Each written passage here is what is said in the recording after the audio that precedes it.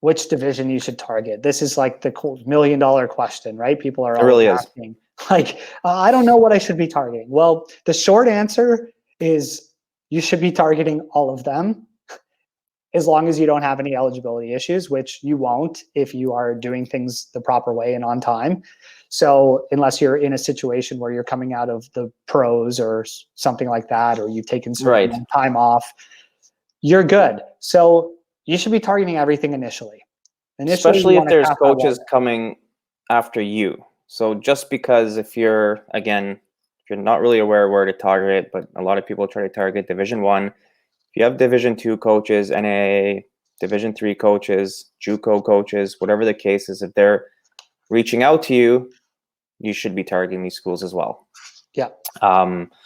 One thing I'll just say here, again, targeting schools is finding the right fit school will ultimately bring you to the division you should be playing in at times. So example here, if you choose between a same level athletic program at D1 level and D2 might have your major that you're studying in, and it's leaning more towards, whether you want, again, you're trying to find the right fit here, both academically and athletically. So if there's a D2 school where you're going to be playing at, you're going to, again, be getting playing time, and it has your major, and that's what you want to study in, and that's a future of yours, then ultimately that could be a better fit than a D1 program that might not have your major, might have a side major that you might be able to get into, but then might have to transfer out after 2-3 years so you can finish your major somewhere else. And, you might not be getting as much playing time or, battling for that last spot maybe, then, you can kind of lean towards that Division 2 school. It seems to be a better fit for you. So again, finding the fit with your preferences, this can ultimately lead you to which division you should be targeting at times. So I'm going to go as far as saying this, John. If I'm going through the process again, this is what I'm doing. I'm putting down my preferences and my needs and wants. So I'm going to go down and say, I want to study business, preferably marketing, but I'll look at business. That's what I want to do. I want to play my sport. And so in my case, I was a tennis player. So I'm going to go play tennis, and I want to be on the starting lineup. So I have to meet the numbers, top 6 spots. I got to, play in the top 6 in order to get a starting spot. That's a preference of mine, a need for mine. I also want to make sure that I get a scholarship. Okay. I need a scholarship that's going to lead me to pay, $15,000 or less per year, because that's what my family can afford. And I want to make sure that I have a great social experience at school too, people from different places and countries, and have a diverse experience. Right. Okay. So those are my main things that I want to get out of the school. And then I have some other preferences. The weather, I love to go down to the south. It's great to play outdoors. I've always lived in Canada my whole life, so I don't want to be in the winter. If I can avoid it, great. I want to try a new experience. I'd like to go somewhere different.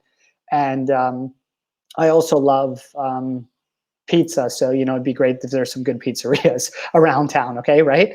So those are kind of like my personal preferences, my wants, not my needs. So now any college that comes my way that is either I'm reaching out to based on my search criteria and I'm filtering that out, or coaches that are coming directly to me that are interested, that match that criteria, my preferences, like my hard, real preferences, not the pizzeria and thing, because those are just wants. But if everything else matches, then I'm good, which means I need to be exploring that school. Screw the division, forget everything like that. Just look at the schools on that perspective. Right. If you start looking at schools and targeting them solely on the divisions, then you're going to be in trouble.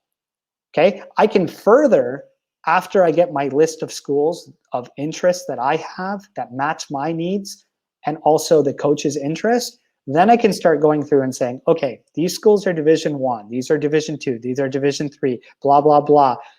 And I can start figuring out, okay, does this school that's interested in me, that's Division 1, actually have a better tennis team, than this program. And so if I'm another sport, if I say baseball, football, whatever, it doesn't matter. Do they actually have better teams? What conference do they play in? Do they have an opportunity to get to the, the NCAA tournament, for example?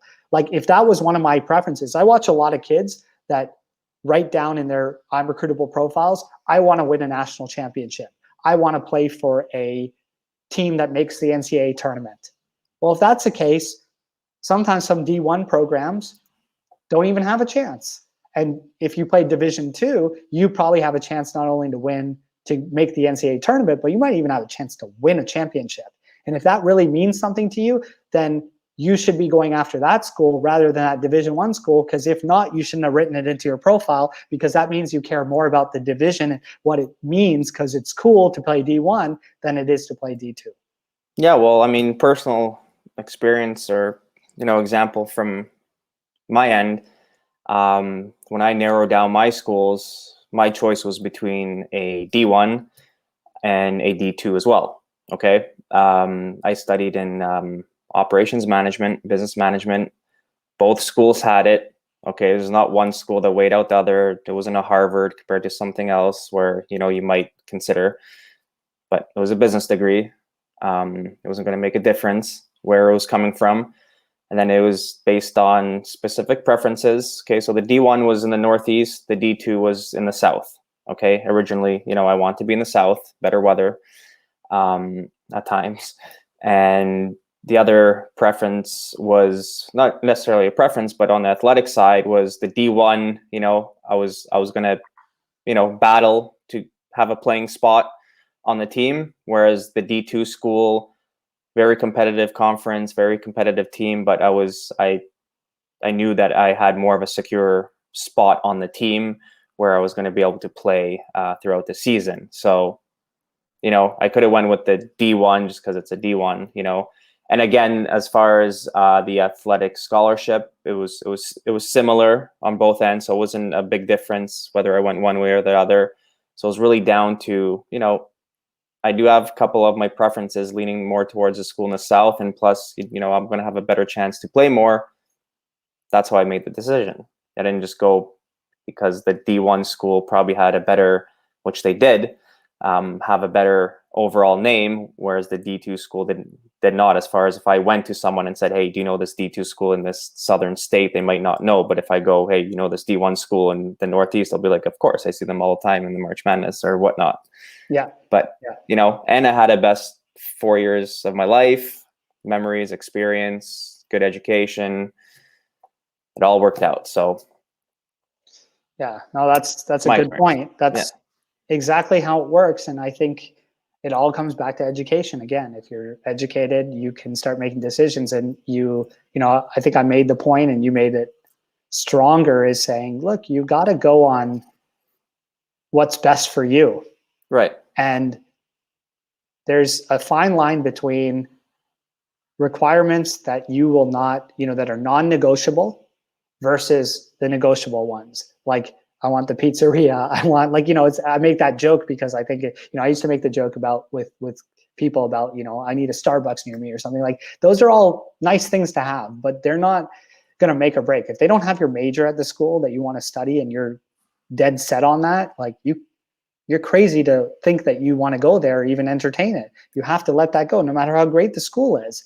If it's a liberal arts school and you want to study something outside of that, like, it's not a good fit, right? Yeah, because you're gonna have issues. You're gonna have issues down the line. So again, you're gonna it's almost a guarantee that you're gonna be transferring out if you're sticking with that major.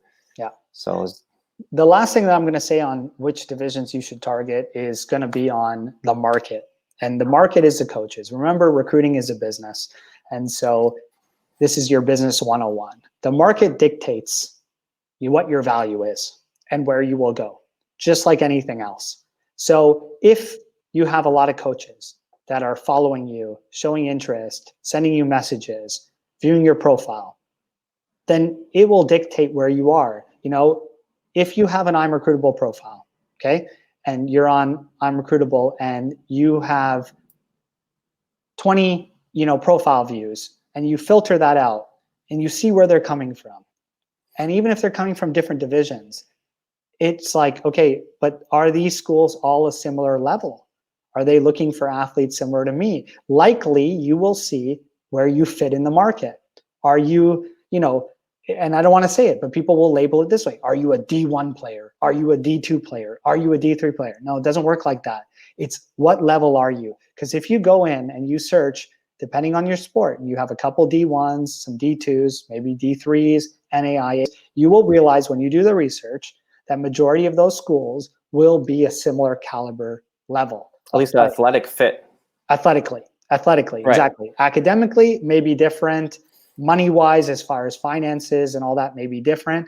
But that is another way to see which schools you should be targeting. When all of a sudden a group of schools are coming at you and they're all a similar athletic caliber, then you know that that's probably where you're going to fit. And so don't label it D1, D2. Don't let your coaches label that. It doesn't work like that. It may work like that at the very top level, but we all know the guy who's going to UCLA, Stanford, all Texas, all those top teams, Georgia, yes, they're all at a similar caliber in most sports athletically. Right. So that's what I think is important for everyone to take away on where you should be targeting. You should be putting in your preferences and making sure that it lines up with your academic, athletic, and financial goals. And then B, seeing what coaches are showing interest in you and getting an understanding of what your value is in the market. Agreed. All right, sounds good. So that concludes episode 7. And, hope you guys can take this information and move forward with it and find your best schools to target. By the way, in college, Tarek over here had to battle a spot against me. So finding the right fit, right? Yeah, it worked for me really well. Luckily, actually, if I had gone to a school that there were some schools, if I hadn't, decided not to play at one point, they were too high academically for me. I probably would have failed out. So it ended up working out for me that way. That part I overshot for sure. Athletically, I think I found a great fit. Now you're a genius. Look at that. Yeah. All right. Happy recruiting, everyone.